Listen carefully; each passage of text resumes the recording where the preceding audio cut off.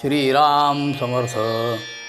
स्वरूप ग्रंथाची किल्ली सद्गुरू स्फूर्ती जे लाभली, ते शुद्ध बुद्धी ठेविली प्रज्ञावंतांपुढे.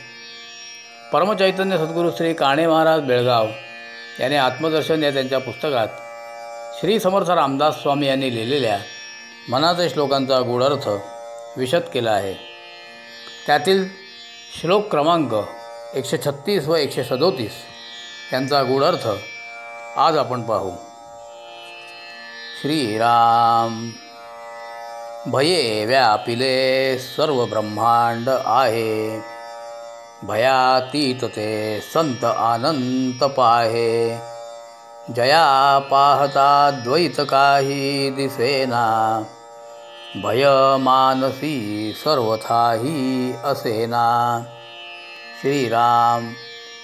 हे मना, हे सर्व पिंड ब्रह्मांड जग मृत्यूच्या म्हणजे जन्ममरण परंपरेच्या भीतीने भयाने व्याकुळ होऊन गोंधळून व्यापून गेलेले आहे.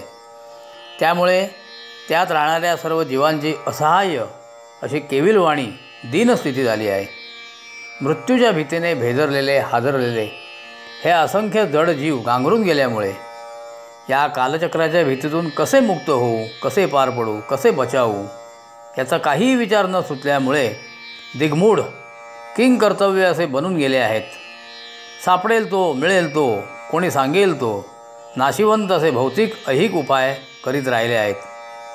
परंतु जे या महाभयंकर भयातून जन्ममरणाच्या भीतीतून पार झाले, मुक्त झाले, ही भीतीच ज्याने गिळून खाऊन पचवून टाकली असे सत्स्वरूपी संत झालेले म्हणजे विश्रांती घेतलेले, आत्मारामाच्या ठिकाणी नामस्मरणाच्या योगाने जे अभिन्न एकरूप झाले, लीन झाले, मिळून गेले असे संत आत्मज्ञानी साधू पुरुष श्रेष्ठ असा अनंत रूप नटलेला भगवान आत्माराम यालाच पाहत राहिले. याप्रमाणे अनंत अशा साधू संतांनी ज्या प्रकाशरूप, ज्ञानरूप, आत्मस्वरूप अशा भगवान आत्मारामाला पाहता पाहता त्या प्रकाशात, ज्ञानात लोपून गेले, मिळून गेले, प्रकाशरूप झाले. त्यामुळे द्वैताची कल्पनाच म्हणजे मी तू हा भेदभावच विसरून गेला, हरपला, विरून गेला, मावळला, अद्वैत झाला. द्वैताची कल्पनाच खुंटली व त्यामुळे जन्ममरणाची असलेली सर्वथैव खोटी मायावी भीतीही पार मावळून गेली, विसरली, नाहीशी झाली. त्यांच्या ठिकाणी बीजरूपानेही शिल्लक राहिली नाही. ते निर्भय अशा आत्मस्वरूपातच चिरकाल कायम राहिले.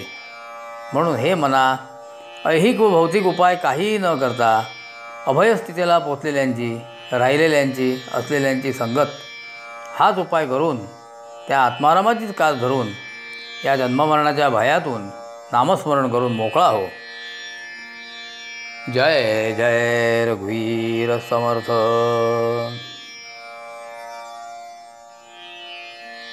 जीवा श्रेष्ठ ते स्पष्ट सांगून गेले, परी जीव ज्ञान तैसे चिठेले. देहे बुद्धीचे कर्म खोटे टळेना, जुने ठेवणे मीपणे आकळेना. श्रीराम. हे मना, या जीवाला श्रेष्ठ अशा आत्मज्ञान संपन्न थोर पुरुषांनी, महाभागांनी, भगवत भक्तांनी स्पष्ट शब्दात खुलासेवार मनापासून काहीही आडपडदा न ठेवता जितके सोपे करून सांगता येईल तितके सरळ सुटसुटीत असा जो अत्यंत सोपा असा नामस्मरणाचा मार्ग सांगून दिला. त्याप्रमाणे न वागता हा अडाणी, आडमुठ, आडदांड, अज्ञानी, जडबुद्धीचा जीव जसा जन्माला आला तसाच स्वहिताविषयीही मुकला, कोरा करकरीत राहिला. त्या योगाने अज्ञानांधकारात ताचपत मार्ग न दिसल्यामुळे अडकून राहिला.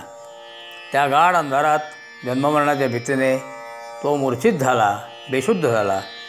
चित्रविचित्र स्वप्नाच्या योगाने तो जास्तच घाबरला, भ्याला. त्याला संनिपात झाला. बावरलेल्या स्थितीत त्या संनिपातामधूनच तो बरळू लागला, देह हाच मी. अशा तऱ्हेची अनात्म भावना, अहंभाव, देहाभिमान, खोटी नाशिवंत कल्पना त्याने उराशी बाळगली, घट्ट धरली.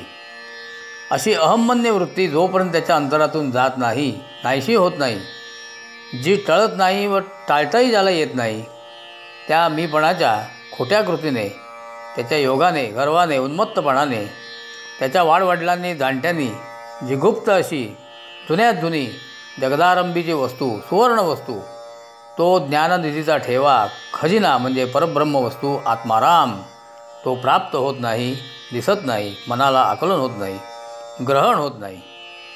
म्हणून हे मना, ते अत्यंत जुनी तुझ्या पूर्वजांनी ठेवून दिलेली, राखून ठेवलेली वस्तू म्हणजे आत्माराम, याची प्राप्ती तुला व्हावी अशी इच्छा तुला वाटत असेल तर त्या आत्मारामाचेच नामस्मरण कर, म्हणजे ती सापडेल. जय जय रघुवीर समर्थ.